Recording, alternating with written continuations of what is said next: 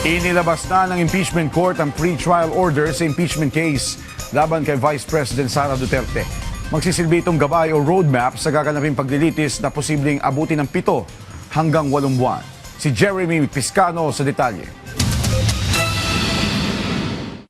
Naipadala na ng impeachment court ang pre-trial order sa prosecution panel at defense panel para sa impeachment trial ni Vice President Sara Duterte. Ayon kay Senate Secretary Impeachment Court Clerk of Court Renato Bantug Jr., ipinadala na ang pre-trial order sa pamamagitan ng electronic mail. Bibigyan ng prosecution panel at defense panel ng 3 araw para maghain ng kanilang mga komento. Tinatawag ding roadmap ng paglilitis ang pre-trial order dahil dito ilalatag ang mga alituntunin at takbo ng impeachment trial.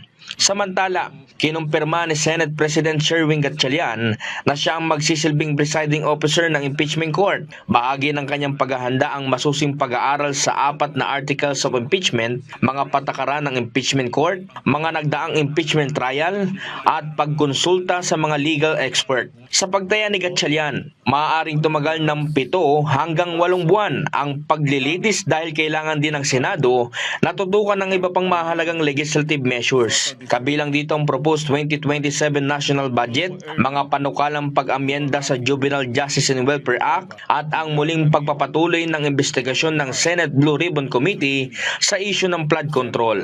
Ang impeachment court naman ang magpapasya kung bubuksan ng sealed BIR box. Samantala, nakipagpulong ang Senado sa iba't ibang television network kabilang ang People's Television Network o PTV bilang paghahanda sa nalalapit na impeachment trial ni Vice President Sara Duterte. Pinapayagan na ng Senado ang pagpasok ng mga bisita, alinsunod sa Visitor Management System na ipinatutupad ng Office of the Sergeant of Arms o OSAA.